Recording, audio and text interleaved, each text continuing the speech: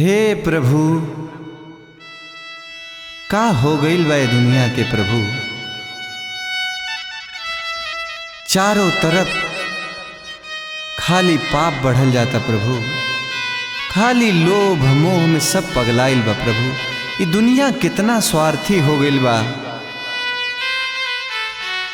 कि भाई भाई के ना चिन्हता,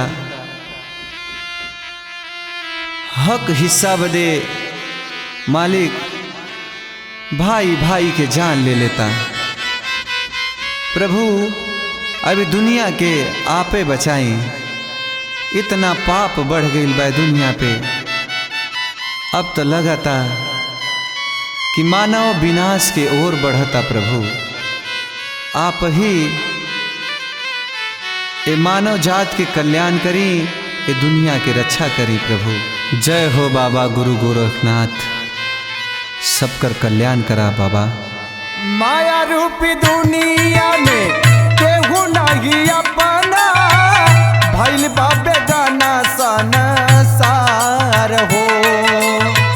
माया रूपी दुनिया में केहू नहीं अपना, भइल बाबे गाना संसार हो। बन गइल जोगिया हमता, बन गइल जोगिया हमता, भाई के कराना बा अपने से रहनी लाचार हो, अपने से रहनी लाचार हो।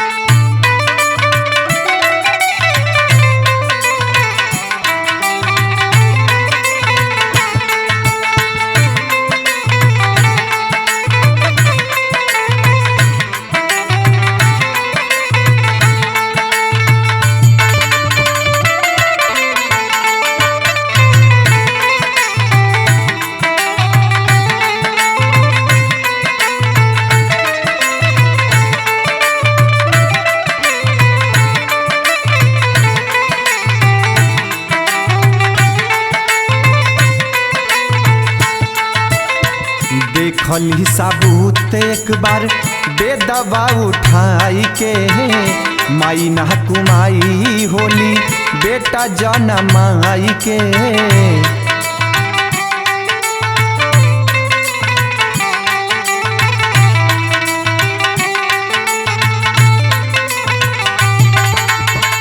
देखली साबूत एक बार बेदवा उठाई के, माई ना तुमाई होली बेटा जनमाई के। अपने ही लोग ही धनवा के खातिर करता रे पीछवा से बार हो। अपने ही लोग ही धनवा के खातिर करता रे पीछवा से बार हो।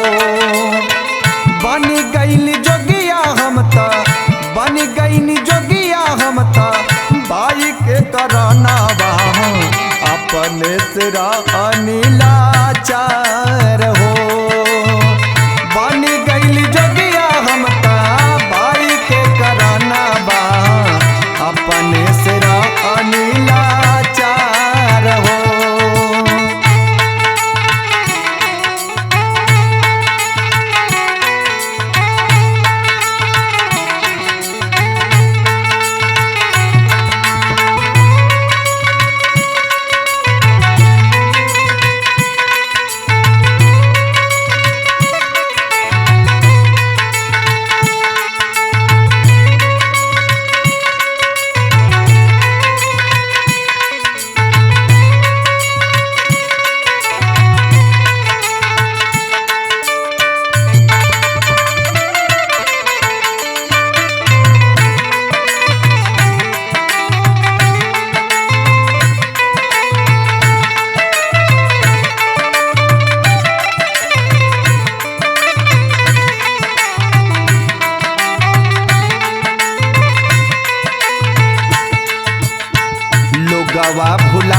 बाटे खाली मोह माया में, हर इंसान रहे प्रभु जी के साया में।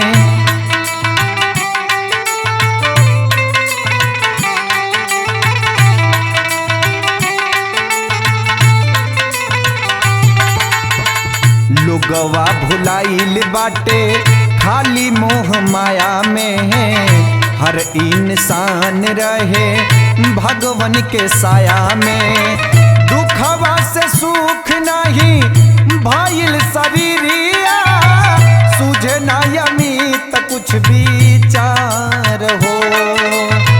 दुखवा से सुखी नहीं भइल शरीरिया, सूझे ना दुर्गा कुछ विचार हो। बनी गईली जोगिया हमता, बनी गईली जोगिया हमता, भाई के कराना बा अपने तेरा अनिला